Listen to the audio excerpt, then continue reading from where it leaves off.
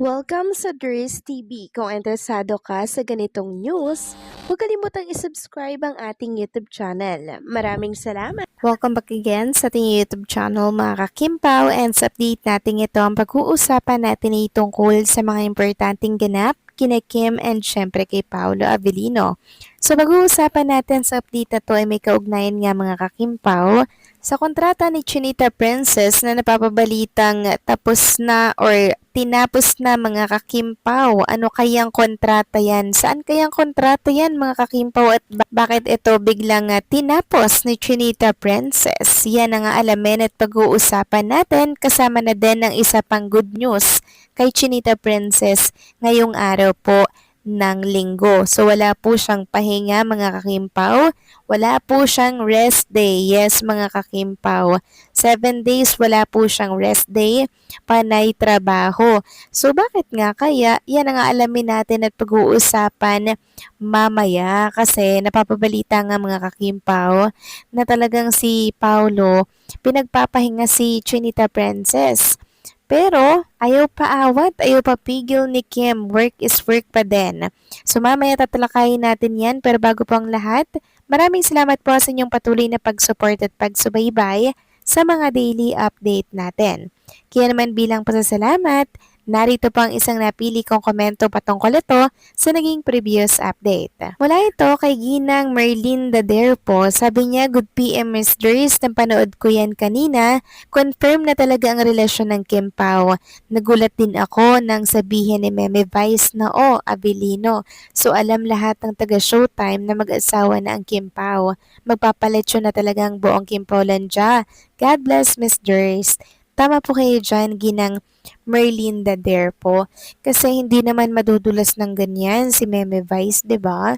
Kung true ang gamit ng isang Chinita Princess.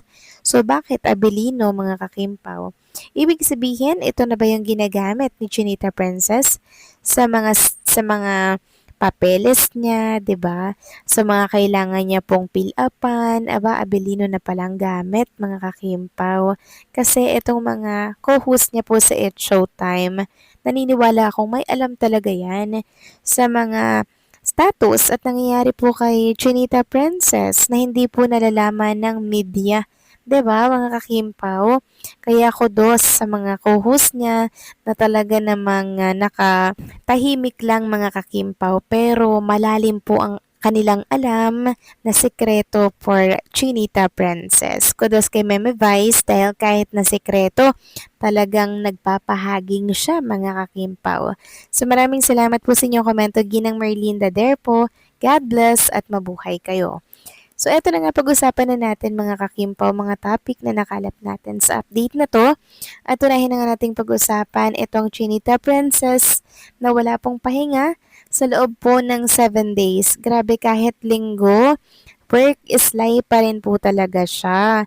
Grabe no, meron po kasi siyang TV commercial shoot mga kakimpaw.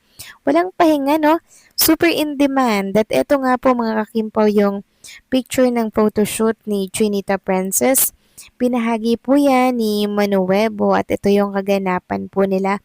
Weekend work at walang papaawa talaga kay Chinita Princess kahit pigilan daw po ni Paolo. Talagang work is life pa rin talaga mga kakimpaw, no?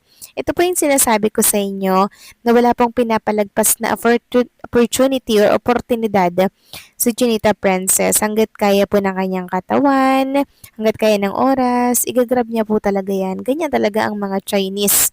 Walang pinapalagpas na oras, opportunity, kaya naman lalo po silang yumayaman. Samantalang talakayin naman natin ang tungkol dito mga kakimpaw sa kontrata po ni Chinita Princess na napapabalitang tinapos or natapos na daw mga kakimpaw dahil mga standi daw ni Kim, mga banner, inalis na daw po mga kakimpaw sa isang brand. May katotohanan nga kaya yan?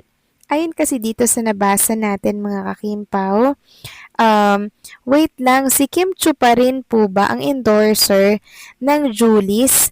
Bakit wala ng mga standee or poster niya? Tapos na ba ang kontrata niya? Nako, nagpalit ako ng brand dahil siya endorser.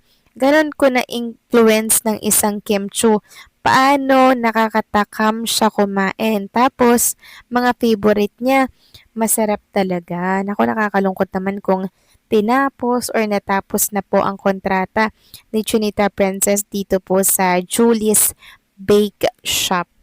So, baka yun lang talaga yung kontrata mga kakimpo at hindi na po nag-renew pa itong Julie's Bake Shop kasi may kamahalan nga talaga ito pong pangalan ni Chinita Princess. Handa kayo ng 3 to 5 million bago po maging endorser yan ng inyong brand. Pero tsak naman po ang ROI noon mga kakimpaw. Talagang balik agad yung 5 million na yan.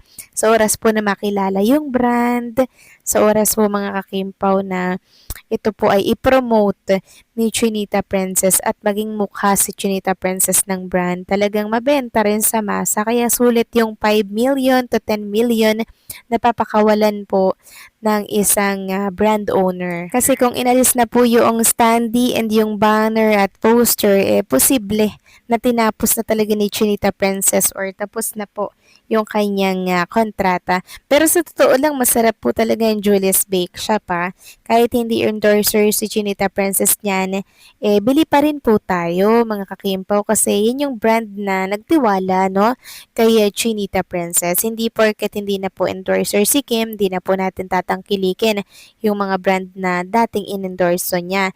So alalahanin po natin na itong mga brand na to ang nagtiwala po kay Chinita Princess sa kakayahan po nitong makapag-market sa mas malaki pong mga madla, 'di ba, mga kakimpaw.